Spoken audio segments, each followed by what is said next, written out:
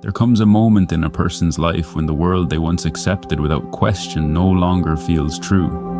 Nothing dramatic happens. No loud breaking point, only a quiet knowing. You wake up one day and realize you're surrounded by movement, but very little meaning.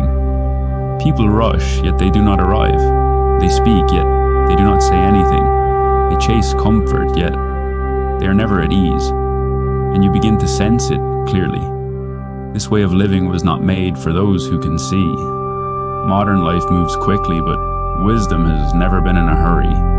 It values noise over silence, speed over depth, appearance over truth. And when a person becomes spiritually awake, these contradictions become impossible to ignore. You start to notice how rarely people are present, how often they are elsewhere, even when standing in front of you. How silence unsettles them more than suffering. You see how many lives are built on distraction, how rest is postponed, how fulfillment is promised later, but never delivered. This is why you feel out of place. Not because you are weak, but because you are paying attention. The awakened person does not seek to escape the world, but they can no longer pretend it is healthy. They feel the strain of endless urgency, the pressure to become something instead of being something, the quiet violence of a life lived against one's own rhythm. Modern life rewards the restless mind. It feeds on comparison, on fear, on constant stimulation. But an awakened soul grows inward, not outward. And so tension arises. You notice how conversations repeat themselves. The same worries, the same ambitions, the same empty reassurances. You try to speak from the heart, and your words land in unfamiliar soil. Not because they are false, but because truth requires stillness to receive it. This is why many spiritually awake people grow quiet. They learn that not every truth needs to be spoken, and not every silence needs to be filled.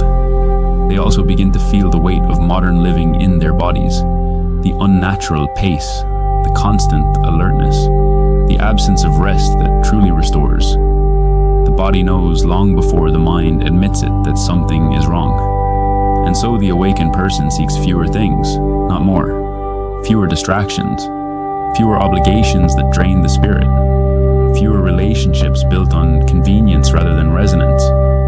This often looks like withdrawal from the outside, but it is not withdrawal, it is refinement. Awakening removes tolerance for what is hollow. That is why friendships change, why crowds feel heavy, why shallow connection feels exhausting. It is not arrogance, it is alignment.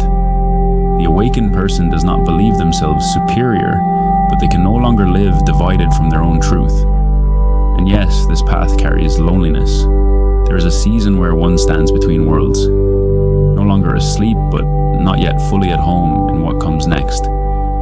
This is the quiet trial few speak of. You may wonder why others seem content while you feel unsettled, but peace built on numbness is not peace at all.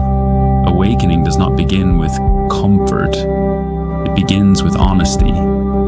You see how systems thrive on fear of being left behind, fear of not being enough, fear of standing alone, and you feel how deeply this fear shapes modern life.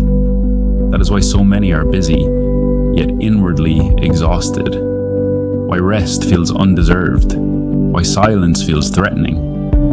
But the awakened person learns something essential. Not everything that moves forward is progress. Not everything that shines is gold. Not everything that is accepted is true. And slowly something changes. You stop trying to fit into a life that requires you to abandon yourself. You stop explaining your need for depth. You stop apologizing for your pace. You begin to choose carefully your time, your words, your attention. You learn that solitude is not emptiness. It is clarity, that quiet is not absence, it is presence. And that not fitting in is often the sign that you are remembering something ancient, a way of living rooted in rhythm, in awareness, in meaning. The world may call this impractical, but But the soul knows better. Spiritually awake people do not reject modern life entirely. They simply refuse to let it rule them. They walk through it awake, not asleep.